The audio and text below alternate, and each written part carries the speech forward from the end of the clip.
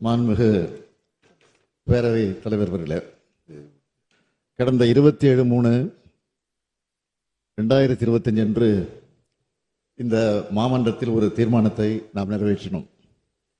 இந்திய திருநாட்டின் மத நல்லிணக்கத்திற்கும் சிறுபான்மையின இஸ்லாமிய சமுதாய மக்களுக்கும் கடுமையான பாதிப்புகளை ஏற்படுத்தும் வகையில் 1995 ஆண்டின் வக்ஃப் சட்டத்தினை திருத்துவதற்கு மக்களவையில் அறிமுகம் செய்துள்ள வக்ஃப் சட்ட திருத்த முன்வரவினை முழுமையாக திரும்பப் பெற வேண்டும் என்ற தீர்மானம் பாஜக நீங்களாக அனைத்து கட்சிகளாலும் ஒருமனதாக ஏற்றுக்கொண்டு நிறைவேற்றப்பட்டது.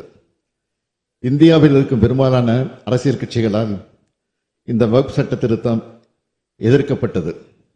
இவை அனைத்தையும் மீறி நாடாளுமன்ற மக்களவையில் வக்ஃப் சட்ட திருத்தம் நிறைவேற்றப்பட்டிருப்பது மிகுந்த கண்டனத்துக்குரியது. வக்ஃப் சட்ட திருத்த மசோதாவுக்கு எதிராக 232 நாடாளுமன்ற உறுப்பினர்கள் வாக்களித்துள்ளார்கள். ஆதரவாக 288 உறுப்பினர்கள் வாக்களித்துள்ளார்கள். இந்த சட்ட திருத்த மசோதாவானது நிறைவேற்றப்பட்டிருந்தாலும் எதிர்த்து வாக்களித்தவர்கள் எண்ணிக்கை 232 என்பது சாதாரணமான எண்ணிக்கை அல்ல. எண்ணிக்கை கூடுதலாக கிடைத்திருக்கலாம். ஆனால் இந்த சட்ட திருத்தம் எதிர்க்கப்பட வேண்டியது மட்டுமல்ல, முழுமையாக திரும்பப் பெற வேண்டியது என்பதுதான் நம் கருத்து.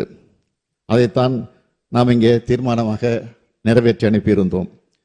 இந்தியாவில் இருக்கும் பெரும்பான்மை கட்சிகளின் எதிர்ப்பை மீறி ஒரு சில கூட்டணி கட்சிகளின் தயவால் அதிகாலை 2 மணி அளவில் இத்தகைய சட்டத்தை நிறைவேற்றியிருப்பது இந்திய அரசியல் சட்டத்தின் கட்டமைப்பின் மீது செய்யப்பட்ட தாக்குதல், மத நல்லிணக்கத்தை குலைக்கும் செயல். இதனை உணர்த்தும் வகையில் கருப்பு சின்னத்தை அணிந்து இன்றைய பேரவை நடவடிக்கைகளில் நாங்கள் பங்கெடுக்கிறோம். சர்ச்சைக்குரிய இந்த சட்ட திருத்தத்துக்கு எதிராக உச்சநீதிமன்றத்தில் திராவிட முன்னேற்ற கழகத்தின் சார்பில் வழக்கு தாக்கல் செய்யப்படும் என்பதை இம்மாமன்றத்தில் தெரிவித்துக் கொள்கிறேன்.